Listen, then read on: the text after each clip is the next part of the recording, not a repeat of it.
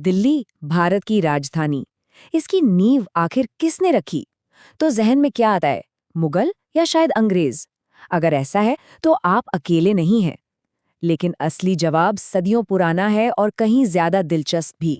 ये सवाल सुनने में जितना सीधा लगता है ना, इसका जवाब उतना ही घुमावदार है, क्योंकि दिल्ली का जो इतिहास है वो कई परतों में छिपा हुआ है। हाँ भाई, ज्यादातर लोगों के दिमाग में तो लाल किला बनवाने वाले मुगल या फिर इंडिया गेट बनाने वाले अंग्रेजी आते हैं। और देखिए, ये बात सही भी है कि उन्होंने दिल्ली पर राज किया, इसे संवारा भी, पर वो इसके असली संस्थापक नहीं थे। असल कहानी तो इससे कहीं ज्यादा पुरानी है, जो हमें वक्त में बहुत बहुत पीछे ले जाती है। तो चलिए आज इस ऐतिहासिक पहेली को मिलकर सुलझाते हैं।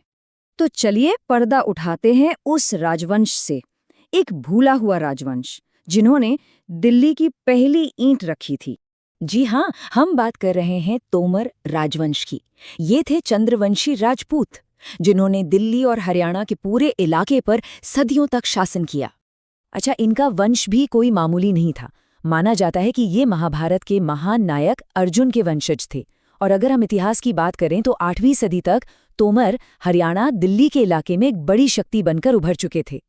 अब आते हैं उस सबसे जरूरी पल पर, वो पल जब उस शहर की नींव रखी गई जो आगे चलकर दिल्ली कहलाया।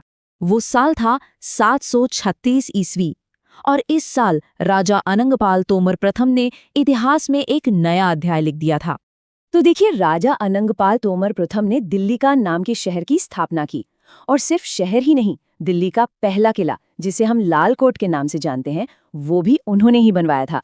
और हाँ, हरियाणा का वो जो खूबसूरत सूरज कुंड है ना, वो भी तोमर राजाओं की शानदार वास्तुकला का एक बेहतरीन नमूना है।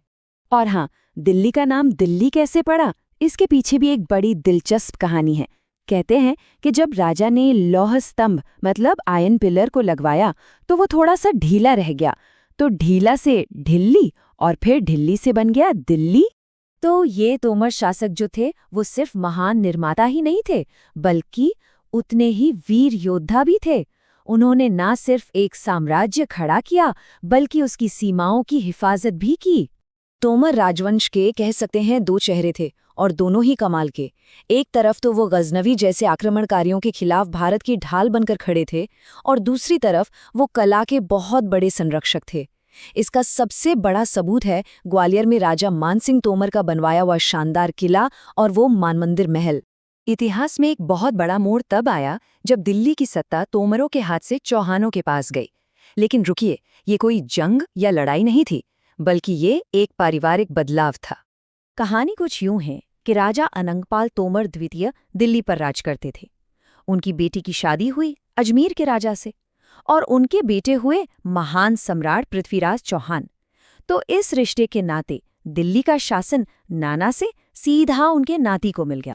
तो ये कोई कब्जा या जीत नहीं थी, बल्कि ये 2 महान राजपूत वंशों का एक रणनीतिक गठबंधन था, जिन्होंने मिलकर भारत की आन बान और शान की रक्षा की। तो सवाल ये उठता है कि इस प्राचीन इतिहास का आज के समय में क्या महत्व है?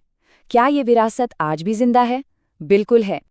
आज भी तोमरों की विरासत जिंदा है, और ये समुदाय पूरे भारत में फैला हुआ है, खासकर उन इलाकों में जहां उनके पूर्वजों ने कभी राज किया था, जैसे कि हरियाणा, उत्तर प्रदेश, दिल्ली, मध्य प्रदेश और राजस्थान में। तो असल में तोमर राजवंश का इतिहास सिर्फ एक वंश की कहानी नहीं है, बल्कि ये भारत के गौरव और स्वाभिमान की एक अमर दास्तां है। और ये हमें सोचने पे मजबूर करता है कि इतिहास के और कितने ऐसे अध्याय हैं जो शायद भुला दिए गए हैं और जिन्हें हमें फिर से याद करने की, जानने की जरूरत है।